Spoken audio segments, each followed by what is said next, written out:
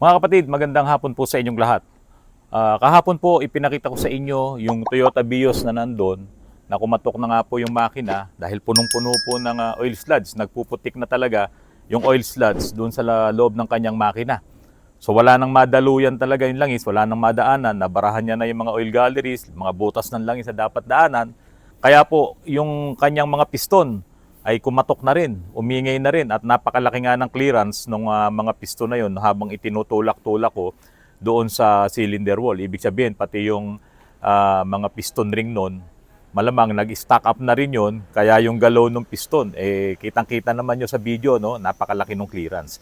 Ngayon, may mga nagtanong din doon sa vlog ko na yun, paano ba maiiwasan yung oil sludge na yan? At ano kaya ang naging dahilan kung bakit naman yung Toyota Vios na to, 2014 model po ito. So ngayon ay 12 years na rin itong Toyota Vios na to. Pero bakit ganun ang nangyari? Sobrang dumi, sobrang dami ng sludge sa loob ng engine. May nagtanong po, ilang taon na daw po ba yung Toyota Vios po na yan? Ayan po yung tanong niya. Ngayon, itong Honda Jazz na to na ginagawa namin, modelo din po ito. Pero meron na rin akong nakitang oil sludge sa sa oil cap. Dito pa lang kasi makikita nyo na kung may oil sludge talaga sa loob ng engine So ayan may mga oil sludge na po siya. Kaya malamang itong makina nitong Honda Jazz po na to, may mga manakanakang oil sludge na po doon sa loob ng kanyang engine. Ngayon mga kapatid, paano ba nagkakaroon ng oil sludge lalong-lalo na sa mga gasoline engine? Mas prone ang mga gasoline engine dito sa sinasabi po natin problema na to. Alam nyo po, sa cold start, pag start natin ng ating engine sa umaga, hindi ba napapansin nyo mataas yung minor? Kasi malamig pa yung ating makina, malamig yung cylinder head, malamig yung block, malamig yung piston, lahat ng metal doon malamig. So ang gagawin ngayon ng sistema niya, yung makina, ang gagawin ngayon ng computer ay bibigyan siya ng maraming gasolina sa cold start para tumaas yung minor. Kasi pag hindi mo yan binigyan ng maraming gasolina sa cold start, nanginginig ang makina natin. Katulad yan ng mga lumang makina nung araw, yung mga dekarburador, na kapag wala siya nung idle up, yung para umangat yung kanyang minor, kapag malamig na in-start mo sa umaga, nanginginig yung makina. Kaya minsan may hinihilap ang kable para maiangat mo yung minor. Kung hindi mo yon dadagdagan ng gasolina, manginginig ang makina. Kaya itong mga modelong mga sasakyan na mga naka-computer box na, mga naka-ECU na, at cold start, dinadamihan ngayon nung computer yung buga ng mga injectors para tumaas yung minor mo. Kaya mapapansin nyo sa umaga pag start mo, mataas yung minor. Okay? Tapos, yun nga din ang trabaho ng ECT, yung Electronic Coolant Temperature Sensor. Nasi-sense, sinusukat ng sensor na yon, ng ECT na yon, kung medyo umiinit na yung makina. So siya ay nandoon pa sa open loop. Ngayon kapag uminit na yung makina, na-sense na nung ECT na mainit na yung coolant na dumadaan sa kanya, papasok ngayon siya doon sa closed loop na yung lahat ng mga sensors na yun ay nag-uusap-usap na at magiging standard na or nasa tamang level na yung minor ng makina. So sa madaling salita mga kapatid, kung ikaw ay mag-start sa umaga at cold start, maraming gasolina, maraming diesel. Pero yung dami ng gasolina na yun at dami ng diesel, kapag kayo na bumuga, malamig pa yung cylinder wall, malamig yung piston, lahat, yung cylinder head, malamig. So yung pagka-vaporize ng fuel, nawawala kapag dumikit siya doon sa cylinder wall. Kaya yung maraming gasolina na yun, nadidikit doon sa cylinder wall, babagsak din yun doon sa gilid. Pagbagsak doon sa gilid, ipupush pa yun ng piston ring na pumunta doon sa langis. So tumatapon lang yun doon sa langis. At yung gasolina na yon ang humahalo doon sa langis natin. So isa yan sa nagiging problema kung bakit magpo-form yung mga sludge na sinasabi natin. Tapos dahil nga sa every time na malamig ang makina mo, lalo na sa gabi, pumapasok din yung mga moisture. Pumapasok yan. No? Yung lamig na yon, magkakaroon ng pawis sa loob ng makina, tapos yung tubig na yon, maiipon din yon doon sa langis. Mapupunta siya doon sa langis kasi pag in-start mo yan, itutulak din ng piston ring yan kasi nagmo-moist yung cylinder wall natin sa lamig. Itutulak din yan ngayon pababa doon sa langis natin. Naiipon yung gasolina, naiipon yung moisture, yung tubig doon sa langis. Kaya kailangan, kapag gagamitin mo ang sasakyan mo, dapat napapainit mo talaga yung makina mo. hindi pwede diyan yung mga short trip lang ang gagawin mo, no? Halimbawa, mga 5 kilometers lang, hatid ka lang sa eskwela, babalik ka na, tapos hindi mo nagagamitin yung sasakyan mo, o kaya naman, malapit lang yung pinagtatrabahuhan mo, so everyday, may iksing biyahe lang ang nagagawa mo, hindi uminit yung makina mo, so nami-maintain ngayon dun sa loob ng engine, kasama nun lang is yung fuel at yung tubig na cause ng moisture. So, yun nga yung tinatawag natin naman sa fuel na fuel dilution. No, humahalo yung fuel doon sa langis natin. So kapag nangyari yun mga kapatid, sigurado magkakaroon ka ng oil sludge kapag hindi mo yon nailabas. Kaya nga dapat tinitignan nyo yung ating PCV, yung positive crankcase ventilation, kung gumagana. Kasi kapag ka uminit na ngayon yung makina mo at around 100 degrees Celsius, para yung tubig na nandun sa oil mo ay enough yun para ilabas doon sa PCB. Pero kung hindi maayos yung PCB mo at hindi ngayon makalabas, yung mga moisture na yon, maiipon ngayon yon sa engine mo at yun ngayon ang isa sa magkokos din ng mga dumi na yan, ng mga oil sludge na yan. So ibig sabihin, dapat kailangan palaging umiinit ang makina mo, yung tamang init niya. Meron pang mga iba kung bakit nagkakaroon ng oil sludge. Siyempre, yung hindi ka nag-change oil sa mahabang panahon. Tapos nagloloko pa nga yung yung PCB mo. Tapos hindi mo pa madalas ginagamit. Nagkakaroon ng moisture, isa 'yon. Sa pwede ring talagang panggalingan ng oil sludge kasi nga hindi ka nag-change oil eh. Sunog na yung langis mo, marumi na yung langis mo, nandun pa rin at yun talaga yung kumakapal ng todo, yung mga oil sludge. Pwede rin naman yung mga gumagamit ka ng mineral oil saka yung regular oil. Tandaan po natin, yung mga mineral oil na naka-design lang for break-in, hindi dapat kinukontinue yan. So yung mga bagong labas ng mga sasakyan, yung mga bagong release sa planta, talagang nilalagyan niya ng mineral oil for break-in, pero mga ilang kilometro lang, tinatanggal na yan at papalitan na siya dapat ng mga magagandang langis, lalong-lalo na yung mga fully synthetic na mga langis na yan. So, ibig sabihin mga kapatid, yung sasakyan natin, yung gasoline engine natin, pati yung diesel engine natin, dapat palaging na-reach niya yung normal operating temperature. Pag hindi niya na-reach yun, talagang prone yan sa oil sludge, prone yan para yung makina mo ay magkaroon ng problema. Madali namang maiwasan yung oil sludge na yan kung talagang magiging attentive tayo sa maintenance ng ating mga sasakyan. So dapat, kung hindi mo madalas nagagamit ang iyong sasakyan, dapat palaging napapainit mo rin yan, nawa-warm up mo para yung mga moisture, pati yung fuel dilution na humahalo yung fuel dun sa langis mo, ma-evaporate na yan, lumabas dun sa PCB para makaiwas ka sa oil sludge. At siyempre, dapat talaga yung langis mo, kahit sabihin mong hindi mo ginagamit, pero pinatagal mo naman ng 1 taon, mas delikado nga yun gaano karami ng moisture yung naipon dun sa engine mo, tapos hindi mo nga nagagamit. Kaya yung langis mo, makukulta talaga yan. Ngayon, ito mga kapatid, mas lalong dadami ngayon ang magkakaroon ng problema sa oil sludge pag dumami na itong mga gumagamit ng mga hybrid electric vehicle. Diba? Maraming klase ng hybrid, yung mild hybrid na mostly ang ginagamit niya yung gasoline engine, tapos ang trabaho ng motor ay para doon sa start and stop technology niya, kaunting-kaunti lang yung trabaho ng motor na yon, kaya nga mild hybrid siya.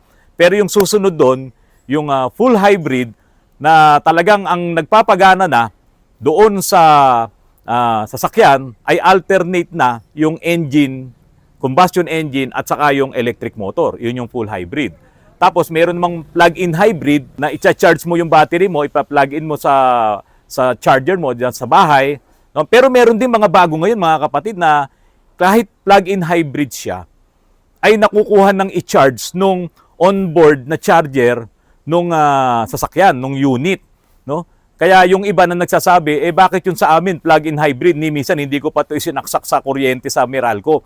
Pero hindi naman nalolobat yung baterya nila. At meron naman po yung series hybrid na ang trabaho na lang ng internal combustion engine ay i-charge po yung baterya ng electric vehicle po na yon. So mostly, ang talagang gumagana doon, yung electric motor, hindi na gumagana yung engine niya para maging magpapaandar doon sa mga gulong. Ang trabaho lang niya ay mag-charge na lang doon sa battery nung series hybrid po na sinasabi ko po sa inyo.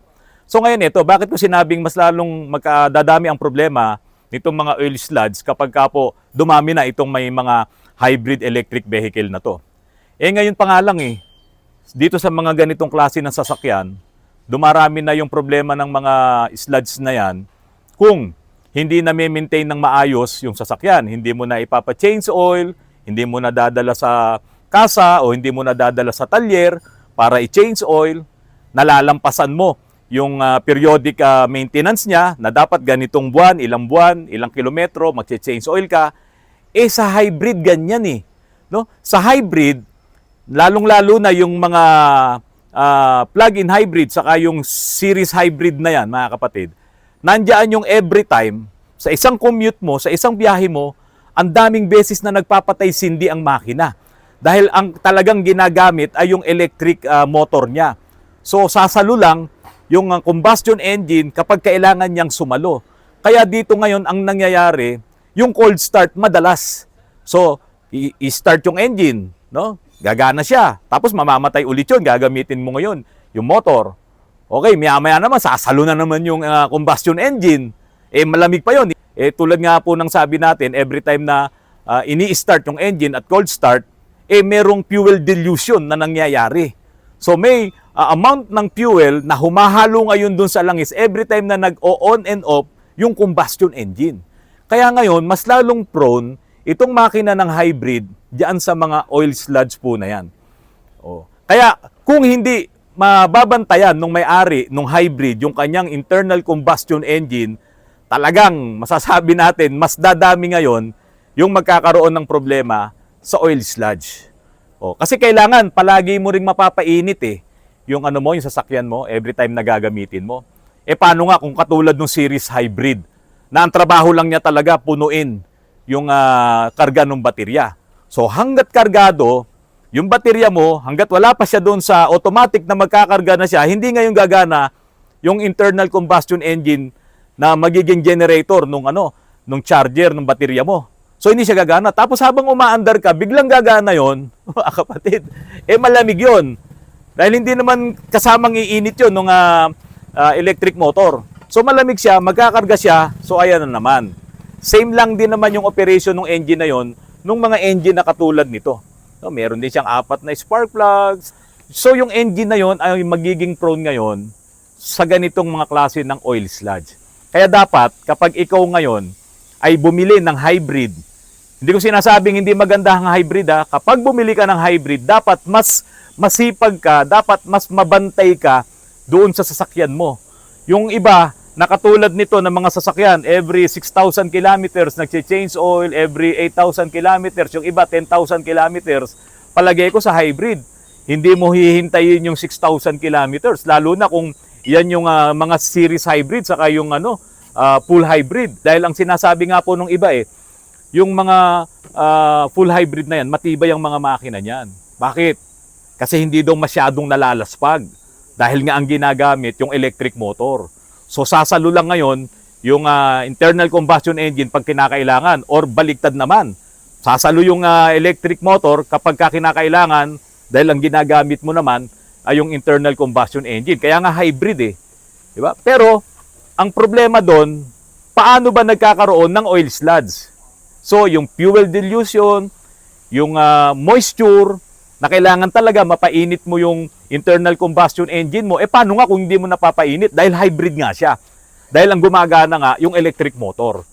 Maiksi lang ang biyahe mo, 10 kilometro lang, paano mo mapapainit yung electric motor kung ang gana niya kapiraso lang? Kung ang gana niya, yung kailangan lang siyang gumana. Di ba mga kapatid? Kaya mas magiging prone sa oil sludge itong mga hybrid electric vehicle na to kapag hindi yan babantayan nung may-ari. Kasi hindi mo yan pwedeng iyasa lang doon sa kasa or doon sa mga shops. Kailangan ikaw talaga i-check mo palagi ang oil mo kung ikaw ba ay nagkakaroon na ng oil sludge. Dahil nga doon sa talagang nangyayari na kapag malamig ang engine, magbibigay ng maraming fuel ang computer, ang ECU para nga hindi mag-vibrate yung engine mo. So talagang yun ang nangyayari sa mga design ng mga internal combustion engine, gasoline or diesel yan. Tumataas yung minor mo. Tapos, kailangan mapapainit mo siya, mapapabiyahe mo. So, i-avoid nyo yung may iksing biyahe lang.